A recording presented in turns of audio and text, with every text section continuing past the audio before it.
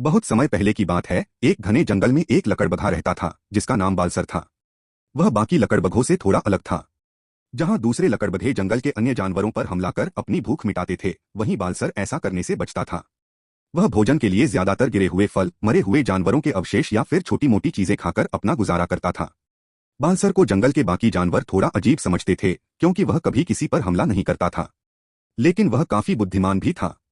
उसकी इसी चतुराई की वजह से जंगल के कई जानवर उसकी इज्जत करते थे। एक दिन जंगल का राजा शेर भूखा था और उसने घोषणा कर दी कि अगर कोई भी जानवर अगले दिन तक उसे भोजन नहीं देगा तो वह जिसे चाहेगा उसे मार देगा। सभी जानवर डर गए। बालसर को जब यह खबर मिली तो उसने अपनी चतुराई से एक योजना बनाई। बालसर जंगल में घूमने लगा और उसे एक गड्ढे में फंसा हुआ एक मोटा और बीमार सियार मिला जो चलने में असमर्थ था। बालसर ने तुरंत उसकी मदद करने का नाटक किया, लेकिन फिर शेर के पास जाकर कहा, महाराज, मैंने आपके लिए एक मोटा और स्वादिष्ट शिकार खोज लिया है, लेकिन वह एक गहरे गड्ढे में फंसा हुआ है। शेर यह सुनकर बहुत खुश हुआ और तुरंत बालसर के साथ गड्ढे की ओर चल पड़ा। जैसे ही शेर गड्ढे के पास पहुंचा, बालसर ने उसे गड्ढे में धक्का दे दिया। अब शेर खुद उसमें फंस गया। जंगल के बाकी जानवर भी वहां आ गए और सभी ने राहत की सांस ली।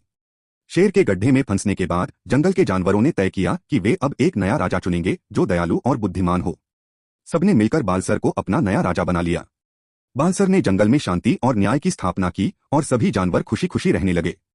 इस कहानी से हमें यह सीख मिलती है कि चतुराई और अच्छाई से बड़ी समस्या का हल निकाला जा सकता है।